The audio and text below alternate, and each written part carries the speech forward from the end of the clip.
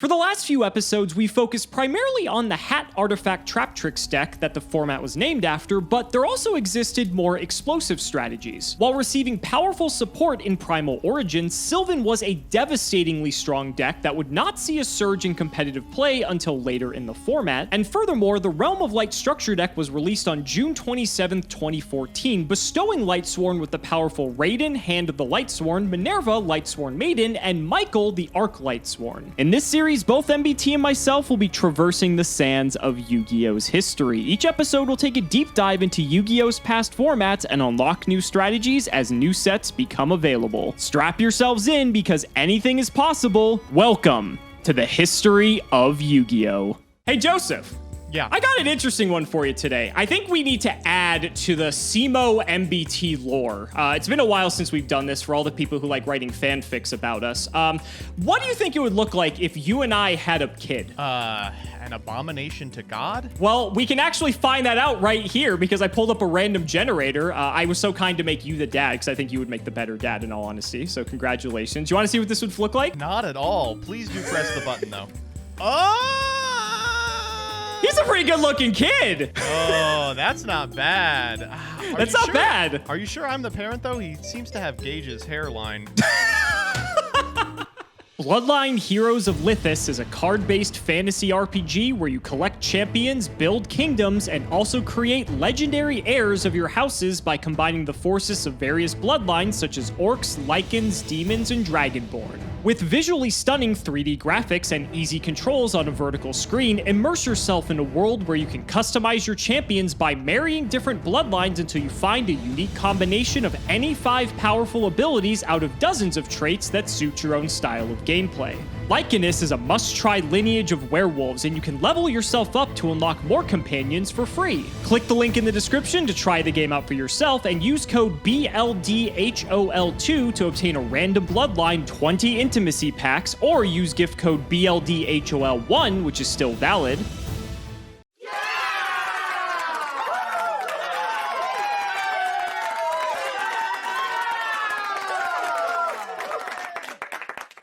Behold, rulers' last hurrah.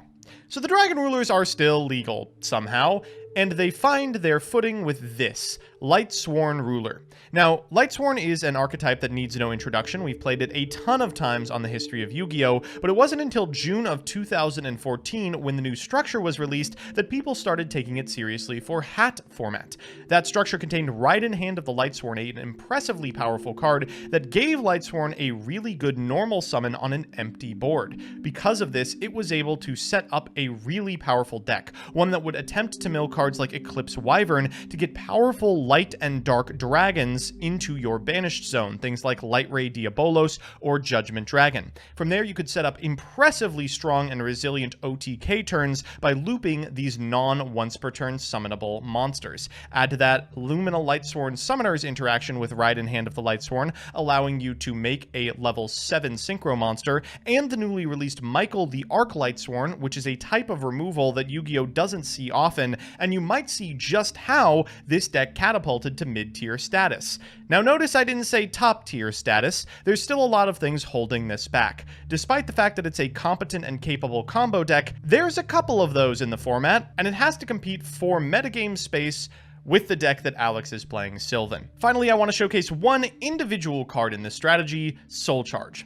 Now, Soul Charge has been legal for a while, but it's not until we get really powerful special summoning decks like Sylvan and Lightsworn that people start to really take advantage of it. This card is multiple monster reborns. At the cost of your battle phase and some life points, you can put up boards that would make any control player ball. Things like Mecha Phantom Beast Dracosack and Divine Dragonite Felgrand are very available if you can return your entire graveyard to your side of the field before you get Xyz summoning. They play very well in a strategy that also includes the Dragon Rulers. Now that said, this deck does have some pretty clear weaknesses. It's not able to win if it can't set up. And if you aren't able to draw cards like Solar Recharge and Charge of the Light Brigade or get an early Needlebug Nest, you can find yourself without the grave setup necessary to actually summon any of these big dragons. It's not that hard to open a hand of Light Ray Diabolos, double Judgment Dragon, and realize you have nothing to do for the first couple of turns. turns. Many decks will take advantage of that, including Alex's. Now, Alex is going to talk to you at length about Sylvan, but I real quick want to talk about the tournaments at which it debuted. Sylvan was available as early as May of 2014, and yet it only has a smattering of tops during that period, really coming into its own in June. Why is that? Well, the pros responsible for a lot of the development and thought process behind the deck kept it under wraps until the WCQ season. It had a huge showing in June of 2014, but not only at the WCQs and Worlds. It was also impressively represented at third-party tournaments. We'll be talking about this a little more as Duelist Alliance format comes into its own. At the time, ARG was running the ARG Championship Series, and TCG Player was running the YG Open events, and both of these had high representation from Sylvan.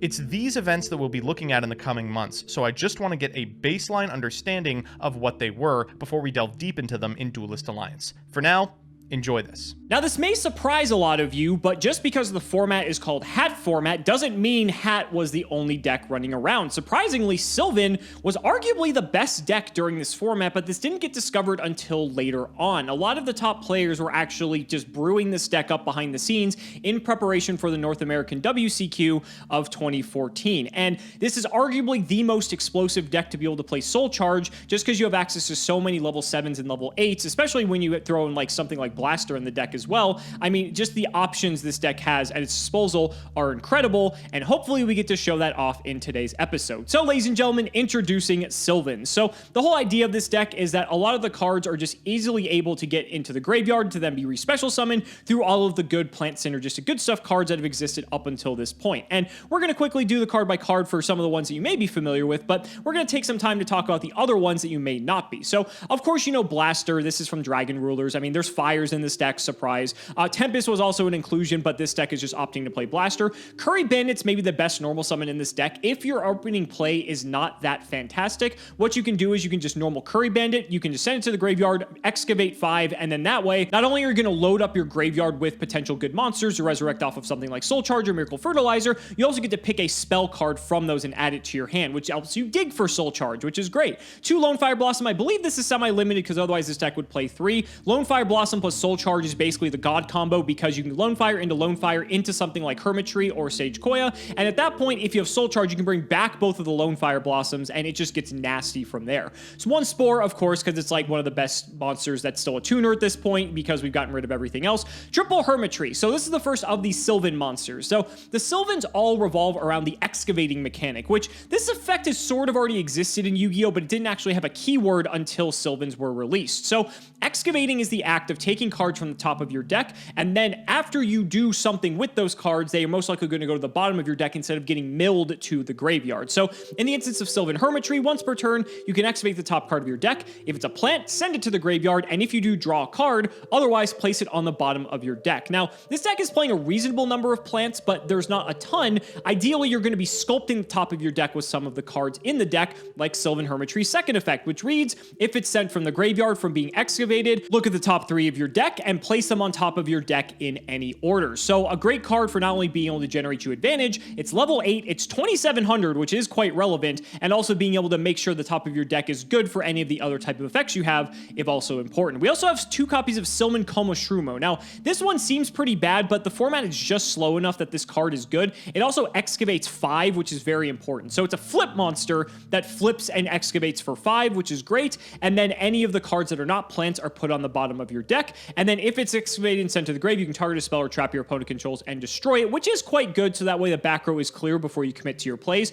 Martial Leaf does the same thing as Komoshrumo, except it is on normal summon, you excavate either 1 or 2, and you're able to, when it's excavated, pop a monster instead of popping a spell or trap like Komoshrumo does. Princess Spout is incredible. This card, when it's excavated, allows you to call a level from 1 to 8, special summon it from your graveyard, and it becomes that level, which means you can open up level 7 plays or rank 8 plays with either Hermitry or Sage Koya, or even something like Blaster as well. It also has a second effect. You contribute it to excavate the top card of your deck, send it to the graveyard, then you can place a Sprout monster from your grave on top of your deck. That includes this card. Sage Koya, I believe, is the newest inclusion here from Primal Origin. This one's also great. So when a Sylvan monster is sent to the grave, except during damage steps, so by excavating most likely, you can special summon this card from your hand. It has a similar effect to Hermitry, where you can excavate the top of your deck, but it doesn't draw you a card if that happens. And if it's excavated and sent to the grave by a card effect, you can target a Sylvan spell or trap in your graveyard, add that card to your hand. There are several targets for this, which we'll get to momentarily. That does it for the monsters though. The spells, we have good stuff like Book of Moon, Foolish Burial, 1 Lance to make sure our plays go through, Triple Miracle Fertilizer, this is just Monster Reborn every single turn. You don't really need your normal summon, and honestly, this is probably better. 2 Mount Sylvania. So this is the field spell of the deck, which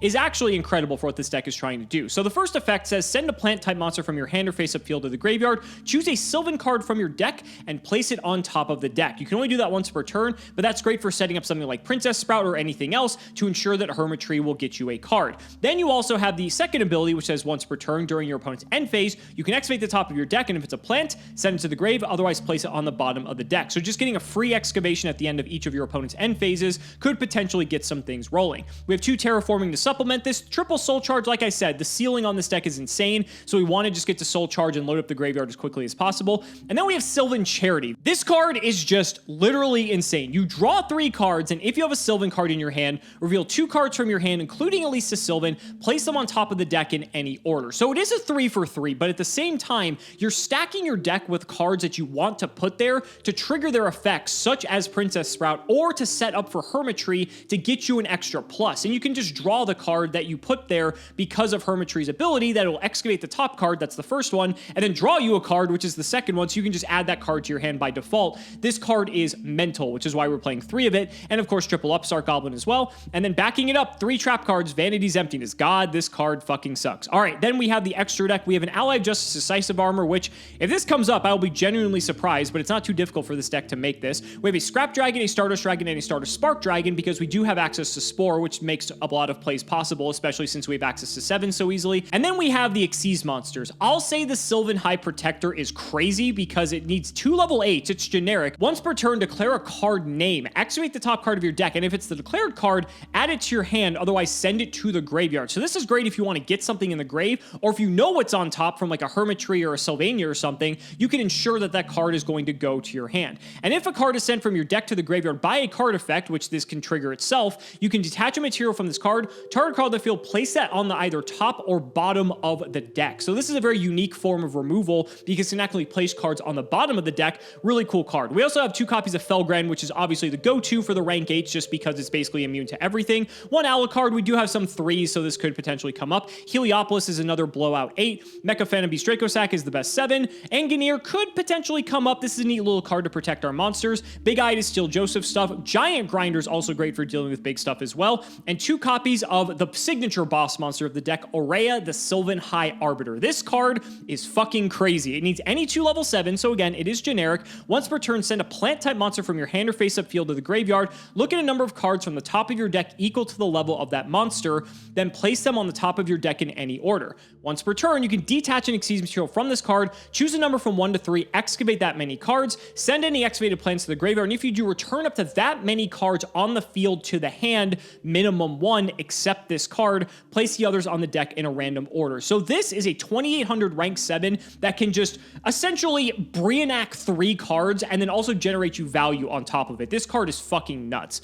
Then we have the side deck. Triple Flying Sea. This isn't going to come up against Joseph, but it's pretty good against decks like Geargia and the like, as well as 2 Maxi, because Maxi is good against most things. We have 1 additional copy of Martial Leaf if we need more removal, a Forbidden Chalice and a Forbidden Lance, double MST, double Light Imprisoning Mirror. We might add that in versus Joseph, as well as 3 copies of Rivalry of Warlords. This is a deck that would make the top 8 of the North American World Championship qualifier, and for good reason. This deck is cracked, and I hope to really show off why that's the case. Ladies and gentlemen, let's not make you wait any longer. It's time to duel. Well, Joseph, even though this is hat format, we're actually not playing any hat decks whatsoever in retrospect, and not really in retrospect. People sort of figured this out by the end of hat format. As good as hat is, there are definitely some better decks that you could be playing with much higher ceilings, and we are playing 2 of them. We talked about this a little bit in the deck building screen, but it is impressive just how radically different the decks that appeared at the TCG Player Tournament Series looked when compared to the decks that were being piloted at WCQs. There was potentially a bit of collusion on the part of the ultra competitive community in keeping Sylvan under wraps, and I'm happy you finally have the opportunity to debut it.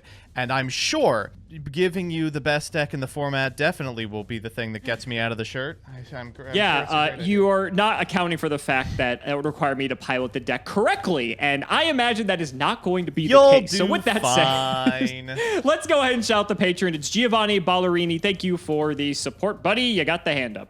Yeah, sure. I rolled the die, and it says odd. It's odd again! I am like 0 for 8 in die rolls. And you're 0 for 8 in wins as well. All right, let's keep the streak going, buddy. We're going to go first. Yep. All right, come on. I just need to see 2 specific cards in particular, and we're fine. And we got neither of them. All right, we'll draw for turn. Main 1. So we're going to start with a terraforming. Seems pretty good. Go get your Mount Sylvania. Yes, we shall do that indeed. So we'll get this out of the deck. And then I think we're going to go ahead and fire off Sylvan Charity. Don't know how this card was ever allowed to be printed. Oh, boy, my hand's so bad. I don't have any good cards. I say that, and then I look at what I drew, and that might change some things. All right, so we're going to draw 3 cards, and now I have to reveal 2 of them, one of them at least being a Sylvan, and put them back on the top of the deck in any order I desire. So I do like the concept that if you don't hit a Sylvan, your entire hand goes back on top of your deck. Hilarious. It's like Allure of Darkness, but Sylvan themed. I'm going to put back... I do have to reveal one of the cards that I'm putting back. So I'm going to reveal to you Sylvan Hermitry. Okay. And then I will be putting this card on top and this card on top. Now we'll finish our Sylvan Charity here. Then I'm just going to go ahead and set 1 and set 2. And I'll fire the Mount Sylvania and pass it back. That wouldn't happen to be a Coma Shroomo, would it? Could be anything, buddy. Could be literally anything. We are playing in hat format. Could be the hands. You've got better stuff to do than that. I've got a very boring turn for you. We're going to normal Curry Bandit. Hey, Curry Bandit's a fucking beast in this deck, but yes, that's fine. Go to end phase. All right, I have no response. See what you're hitting. Oh. Okay. Oh. This is looking pretty good for you. This is looking pretty good for you. Well, gee, I guess I'll take Soul Charge if I have to. I guess you will. Isn't that unfortunate? Yeah, I guess. Okay, sure. All right. Let's just let's check some stuff out here. Yeah, okay. Back to you. Okay, so also during end phase, Mount Sylvania will trigger, so I can activate the top card of my deck, and if it's a plant, I can send it to the grave. And this may shock you. Look at that! It's a plant! Okay, all right. So now, because Hermitry was milled, I get to look at the top 3 of my deck and place them on top in any order. So I am going to... you'll just have to trust me. I'm going to look here. It's okay. Obviously, if you're cheating, then the fans will know. Exactly. They're going to know that I'm cheating anyway, so it doesn't matter. These are pretty good ones. These are pretty fucking good. All right, I'm going to put them back in this order. So we're going to go 2, 3. And I will draw for turn. Could be literally anything. Let's go ahead and activate Upstart Goblin. Yeah, sure. We'll just draw the other one. We will normal summon Lone Fire Blossom. Seems like a pretty decent normal. It's not bad. We'll try to activate the effect. Yeah. I did not think that was going through. Okay. So we will send the other Lone Fire Blossom in that case. And I suppose... let's get ourselves out a Hermitry. Sure. Okay, now we'll flip the literally Coma anything. Shroomo. Coma Shroomo's fine. We are going to declare 5 cards. Yes. There's no macro for this. Dueling Book, get on it. But we will go ahead and just mill them, and we'll see. There's a Martial Leaf, Miracle Fertilizer, Soul Charge. Sad to see that. Wow. That's the best Coma Shroomo I've ever seen. That is shit. So you can take the Martial Leaf, or, now hear me out here, you could trigger the Martial Leaf and pop your monsters. I could. Sadly, I'm not going to do that. I do need to put all the other cards on the bottom of my deck, so I'm going to first do that. Fun fact, Coma Shroomo doesn't even add them to my hand, which is even more depressing. So that's fine. All that's on the bottom. I can trigger this Sage Koya, though, since I had a Sylvan hit the grave. Sure. I'm going to declare Sylvania here. I'm going to send the Coma Shroomo. Yeah. This will allow me to put a Sylvan on top of the deck. Yep. And we're going to go ahead and put good old Princess Sprout on top here. Sure. So that'll go to the top. We're going to go ahead and declare Hermitry. We're going to excavate. Could literally be anything. Yep. Shocker, it's Princess Sprout, so we get to draw one here. This also triggers the Princess Sprout. Since it was excavated, we can bring it back, declaring a level from 1 to 8. I'm going to decide on what level I want that to be. We're going to go with level 8 on the Princess Sprite. Surprising. Yeah, shocker, right? For my next trick, I'm going to banish Cimoooooooo and Cimoooooooo for Blaster. Jesus Christ. How do you not have lethal? I'm so close, but I just can't find a way to make it happen. Even if I overlay, I just don't have enough damage. It didn't help that I gave you the Upstart Goblin. So we're going to go 26, 27, 28. Told you I'm close. Second main. It's going to make soul charging pretty tough. Yeah. I don't think I Sage Koi it, actually. So let's actually do that. Sure. See what we hit. Oh, it's a Hermitry. Wouldn't have changed anything, but at least we did that. I get to Hermitry effect, though, because I have not done that. So we're going to look at the top 3. Have we really not Hermitried this turn? We Hermitried the first effect. We did not do the second effect. Oh, my God. Also, the second effect does not look to be a once per turn anyway, which is kind of sick. We'll just put them back like this. 1, 2, 3. Now we're overlaying. Let's make a Draco Sack. Sure. Get some tokens. Yeah. And then we'll overlay these 2. We'll make a Felgrand. That's fine. And good luck. Well, that's an interesting draw. Stand by main. We're going to normal Lumina. Lumina's not bad. That's fine. I'm going to activate its effect, pitching Raiden. Vanity's Emptiness. Well, another fun one. Another beautiful game brought to you by Vanity's Emptiness. Oh, wasn't it? Man. Great time to play Yu-Gi-Oh! I had an incredible line that was really explosive. Just needed to not die turn 1. And let's see if I can do that again. So we're going to charge. Okay, this is a better start. Sure. Oh, that's... Oh! Wow, that was a really, really good last hit. We'll grab... I really wanted to hit another Lightsworn there. We'll just grab Raiden. Okay. We're going to trigger Eclipse Wyvern here. Banish a light or dark dragon. This is going to really surprise you. I'm going to pick JD. I was about to say, you've got some good ones in there. Oh, level 7 it says? Or higher, yes. Level 7 or higher, yeah, you're fine. Was DMD You could grab banned? RevND with this, buddy, of course. DMD has to be banned by now. Pretty whack first turn. We're just going to summon Raiden. I'm going to go for the effect. He's good. Okay. Okay, I gain, what, 200 here? I will just set 1 and pass. Gonna mill for your Raiden and end phase, sir? There we go, and we'll mill for Minerva. Hey, we're getting there. Okay, all right. Slowly. Like by turn 1 standards, that's pretty good. All right, we'll draw. Yep. Stand by. Oh, good. Main 1. I can do a little bit better. Lone Fire. Activate. Can you do a little bit better at all? No! Fuck!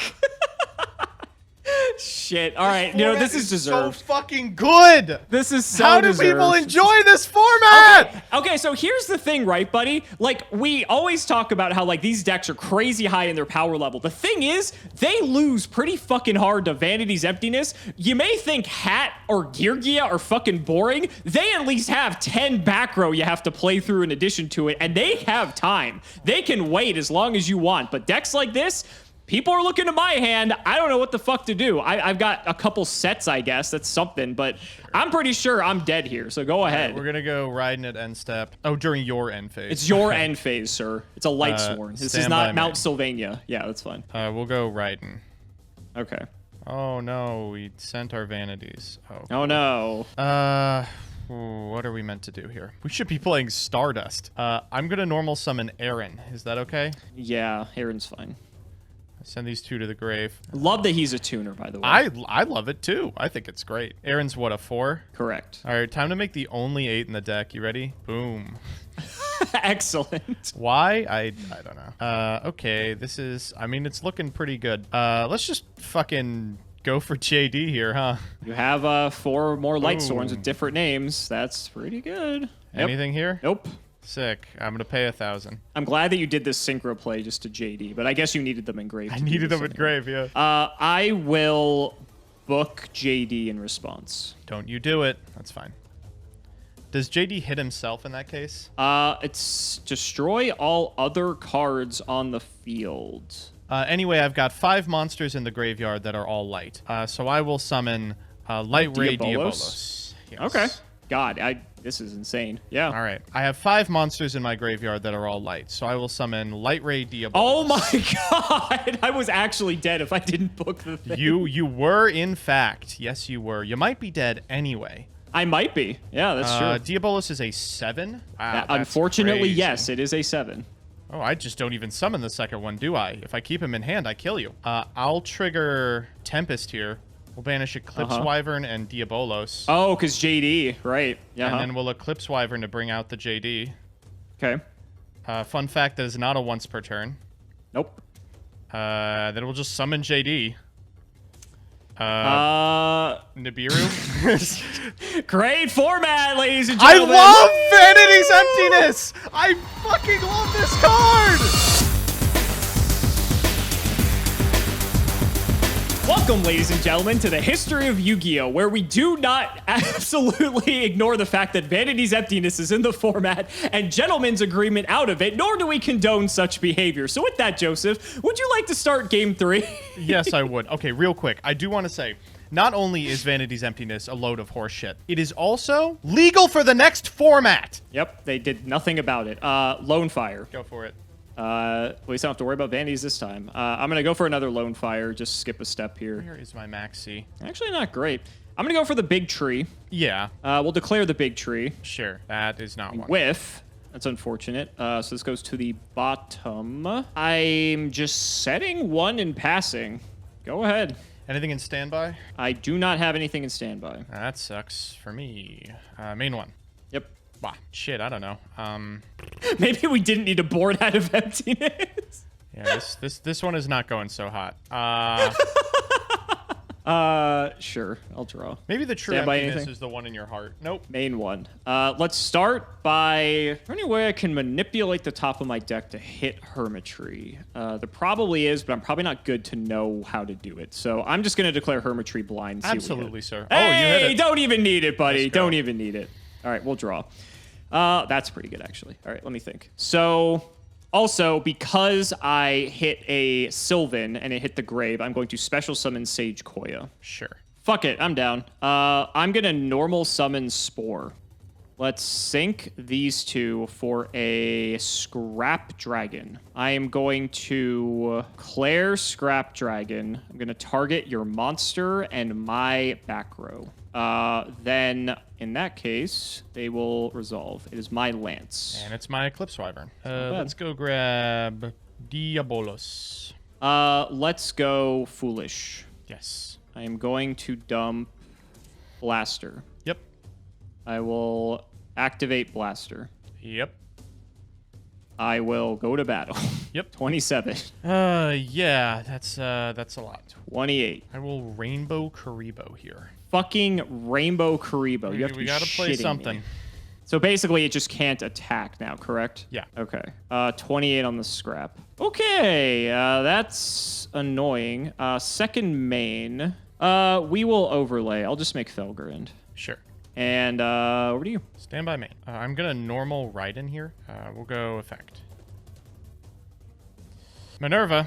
All right, there's a soul charge gone. So your Raiden is 19 now as well. I am gonna banish Wyvern and JD for Redox. Dragon Rulers are activated effects. I will maxi. Jeez, come on. Diabolos to hand here.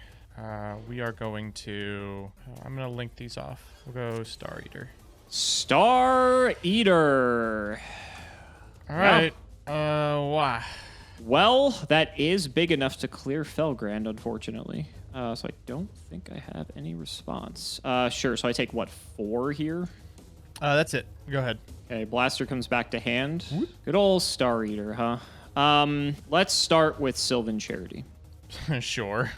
Right in the Imperium column. Okay, that's a lot of good cards. So I'm going to reveal Hermitry and an additional copy of Sylvan Charity. Oh, you're kidding me. Yep. And I'm going to stack it like this. Fortunately for me, it's a once per turn. So can't get to use it twice. Next, I'm going to activate Miracle Fertilizer. Sure. Resurrect my Hermitry. I will MST the Miracle Fertilizer. MST. Okay, sure. Can't normal because I fertilizered. Okay. I'm trying to find a way to lethal you here, and I have a soul charge in hand, so there's really no point. Sure. All right, so we're going to get the tree. Yep. We're going to get the sage. Yep. Thinking what else I want. I want the spore. Definitely want lone fire. Scrap isn't... Yeah, I'm going to go the distance. I'm going to go 5, so I'll pay 5,000. Okay. I'm going to set a card. Yep. Declare scrap. That's fine. Gonna pop the set and your Star Eater. I'm going to Sage Koya Spore for Stardust. Sure. Declare Hermitry. Yep. Gonna mill Hermitry, so I draw. Trigger second effect of Hermitry. Actually, I'm not even gonna bother because I'm just gonna shuffle here, so I don't think it matters. I did mill a plant though, so I get to special Sage. That gets me another 7. So we can do this now. So I can overlay these 2 for another Felgrand. Yep. Trigger Lone Fire. I'm gonna grab Sage. Mm-hmm. I guess I can use these Sages too, so I may as well. Oh. There goes another one. And we'll fire the other. And it goes to the bottom. Okay. Overlay these 2. I'll just make Draco Sack, I guess. It's probably the safest. Oh, boy.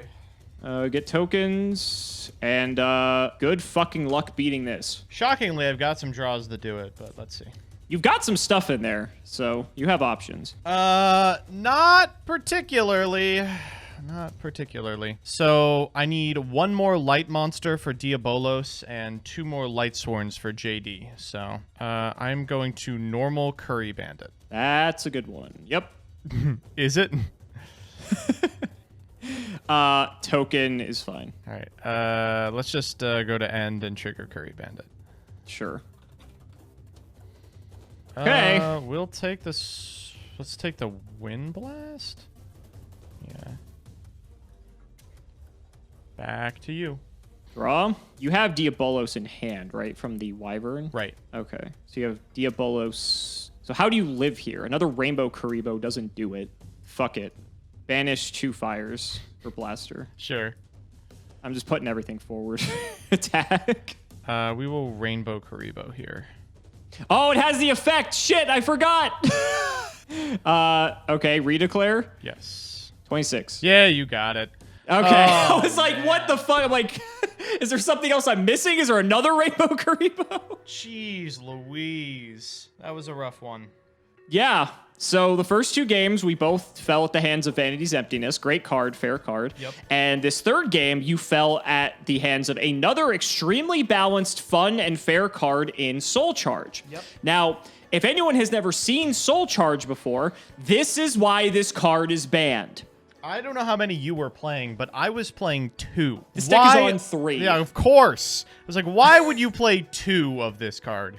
That opener was MST, Redox, JD, what's the 5th one? It's in the Banish Zone. Eclipse Wyvern. I was like, well, what do you want me to do with this? I mean, in all fairness, my hand was, I think, Hermitry, Spore, Fertilizer, Maxi, and like Lance or something. So my opening hand was also not particularly good. Oh, but it had a Maxi in it. It did, oh, yes. Man. I will say, I mean, Lightsworn, I just love that Lightsworn has never evolved. You give it 10 million years, a new structure deck, and it's still just high roll bullshit. If you if you mill the right cards, boy, do you ever win the game. And if you don't, boy, do you ever lose the game. Or if you find Vandy's Emptiness, that also helps. That's the best Lightsworn card there is. It also helps, yeah. It's funny that we played these decks against each other because, like, I feel like Sylvan is controlled randomness Lightsworn, where it's doing a lot of the same things, but you're not leaving a lot of it up to the randomness of what you mill. There's a degree, but there's so many cards in Sylvan specifically that fix the top of your deck, whether it's Hermitry's effect, whether it's Mount Sylvania, which we saw in the first game.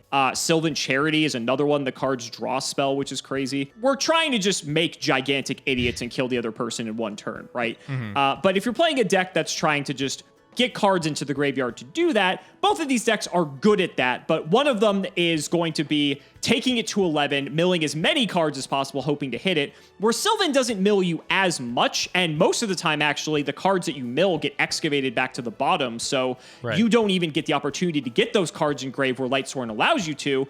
Sylvan, conversely, then allows you to get a lot more benefit for rewarding you for actually hitting the in-archetype cards off of one another. Just the targeted nature of the Sylvan stuff, really impressive. I mean, it's not hard to see why this deck was kind of thought of by the player base to be one of the best decks of this format. A card like Charity just, wow, is just really good. Yeah, there are some scenarios in which you can brick, and it does have some pretty clear weaknesses in Vanity's Emptiness. Yeah, and this was like, we didn't really get to see a lot of these decks, I feel, just because of the double Vanity's Emptiness games that we had. But yeah. I think the third game, we sort of got to see like how explosive these decks can actually be. The first game, we saw a glimpse of it, but I think we saw the fact that like Soul Charge just out of nowhere just builds you a board like this is just absolutely not okay. Like, no, even if you had your own ability to, like, if you had 6 cards in hand, if you did not have a Soul Charge of your own, I find it very difficult for you to break this board. I agree. I agree. And you have JD in your deck on top of it. And right. Basically, I have multiple ways to blank JD, which is just insane. So guys, that's going to wrap it up for another video. I really hope you all enjoyed. Let's go ahead and shout out the patrons for all of their continued support. So shoutouts to Shadow1317, Moto, Tim00x3, Cameron Smith, MBT Play Medolce, Chaotic Meatball, Par 2, Pony Stark, Synchro Guy, Dan the Man Hoban, I Ship MBT and Cimo, Draconic Rockslide, Phoenix the Immortal, Jordan Coons, Iron Bladesman, Jesse Wood, Chris Hood, David Liu, Dylan Hunter, Cody Bretts, John 2-Based, Extremely Vulgar Man, Brody Eastwood, Zerius Business, Carlos DT, Flannel Daddy, MBT caught injecting his Fairy Lily, Hornet TC Gaming, Valen Jackson, thanks for the sleeves, Dad, Orange, you glad I didn't say Alpha Tribute Ben 10, Matthew Brady, Max, Twinkle Muncher, Eater of Crayons, Lubon, Yodabon, Helios 515, the Anti-Big Brain Ben K OTK play, MBT funding the Irish with his Rothschild wealth, that's his Roth IRA, Simping for Simo, Stolfin Amethyst, Nicholas Carpenter, Simo's Harem of Sexy YouTubers, LGMBTQ, Nim Noodle, Malabranch of the Burning Tunnels, Stella and Zoa Vermilion, Wonder Waffle, James Keen, Skull Servant and the Wandering Doomed are boyfriends. MBT cancel by all community soon, cancel by all committee soon, cancel by all players soon. Dalton, not reading cards makes the game interesting and you know it. The Undertaker versus Simo and MBT. Wait, play the concert video one more time. Cayman CJ, Hunter Reed, Shrugs IX, the Crystal Beast Enthusiast, ITF, Dark Echo, Corvain, Jake 1779 is bad at Yu-Gi-Oh!, Josh Haynes, TJ Starman, and Seamoose Engage. Thank you so much for watching the video, and we will see you next time.